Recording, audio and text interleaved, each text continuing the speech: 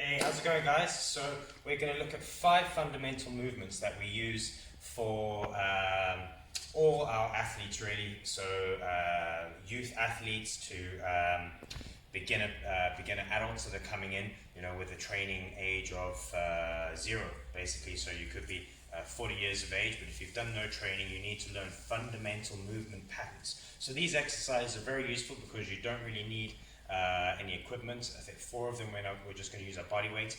And so if you're first starting out in the gym, first starting exercises, it's very important that you can at least do these 5 fundamental movement patterns. We have a few more fundamental ones, but I just wanted to start you out with the first 5 that I think are really important. So the first one is squat. You need to know how to squat. So for most people, we're just going to look at standing with your hips or shoulder width apart, feet flat. Most people are going to have to turn their feet out about a 30-degree angle, and the squatting action, I want to bring back the hips. So I'm going to bring back the hips, push out the knees a little bit, and squatting down. So from the side view, I want to make sure that I can keep my chest up, break at the hips, bend the knees, feet stay flat, and squatting down. Things to make sure that you can do is that your knees track the toes, chest stays up. Once you can do things like that, we'd like to teach kids, but also adults. Maybe you can stand with the feet together and jump into a squat. Stand, catch yourself in a squat. It seems simple, but you're going to see a lot of people, particularly adults and kids, you're going to squat with your knees coming in, your heels coming off, your bum and chest going back. Without being able to do the squat pattern, you're going to really struggle in any fundamental movement patterns, whether it be body weight or weight. Very important movement pattern, and it just takes practice. Okay guys, our second fundamental movement pattern is hinge. The hinge is the act of pushing our hips backwards. Squat, hinge. Hinge is going to be very, very important. We're going to use this maneuver for upper body exercises. If you're going to do any Olympic lifts, it's a very, very important exercise. So quite a difficult one to teach and to learn to begin with. So what we're going to do is we're going to bring it down to the knees. It's a very good way to learn to hinge and get control over your hip area. I'm going to do a side view for you. So I'm going to have my onto my knees, my hips forward, and just get used to pushing your hips back. Okay, so chest up and hips back. Quite simple, okay? Hips back. Once I've got this control, what I'm going to do is I'm going to come up to a standing position, have my feet facing forward.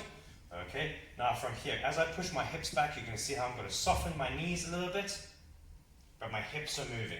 I'm not squatting with my knees. Softening my knees as my hips travel backwards, my chest stays up. The hinge. Okay, you see here how my hips move back off my center line. So very important exercise, and one that can be tricky to master when you're first learning. Okay guys, our third fundamental movement pattern is lunge. So whether it be walking lunges, standing in lunge position for upper body exercises, jumping into it in the case of Olympic lifts, obviously things like change of direction and sprinting and things like that, you're going to be in somewhat of a split stance. So we like to start people off with the lunge, a reverse lunge, okay, as opposed to a forward lunge. So a reverse lunge is taking this leg back and lunging back, as opposed to a forward lunge. We start people off with a reverse lunge so you can get control of your front leg, okay. So in the case here, I'm going to take a step back with my left leg. You're going to see when I take a step back with my left leg, and here I'm not stepping like I'm stepping on a tightrope, a little bit out. So I'm not stepping backwards, I'm stepping with my hips, and when I come back here hip width, and here I'm on the ball of my feet, heel up. Now from this position here, I'm going to drop straight down. So the error that people are going to make is they're going to take a step back and they're going to come forward.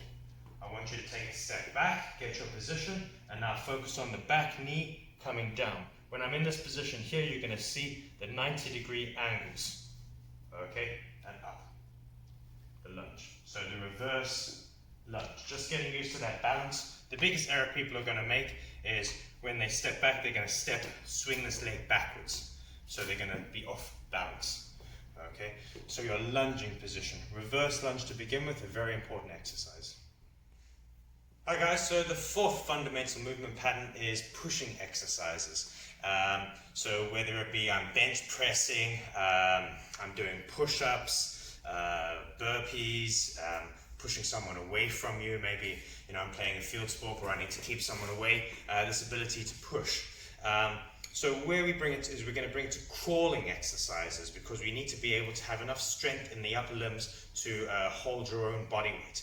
So a very fundamental crawling exercise is we're going to get you into a plank position. So we're going to come down, spread the hands a little bit so you can get a much surface contact with the palms, especially if your wrists are not used to holding your own weight. Okay, my wrists are going to be stacked under my elbows, under my shoulders, so I'm not away like so, right underneath, and into this plank position. From here, I'm just going to bring in my knees a little bit.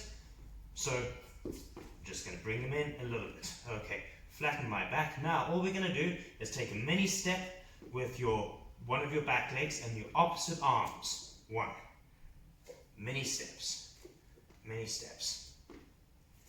Just get used to loading your weight on your arms. Okay? Seems a very simple exercise, but a very nice way to start getting used to the stability of your joints, getting everything strong enough. Often people start with pressing exercises. I mean, you might even plan on going to the gym and start bench pressing, but you can't even do a push-up or a fundamental crawling exercises. So you really need to get these body weight exercises first. We do them with youths and children, but too often as adults you think that you need to bypass that, but you'll be surprised how many adults cannot do any of the crawling variations. Okay, so that's our fundamental movement pattern. Hey, how's it going, guys? So our fifth fundamental movement pattern is pulling exercises. So pulling exercises are things like rows, pull-ups, chin-ups, all these different exercises. So we're going to bring it down to the most fundamental exercise. We could do rope climbing, but I just can't be bothered to set up a rope to climb. So I'm just going to show you pulling a battling rope. You can do something similar at home. You can get a rope, even tie a weight if you want to the end of it.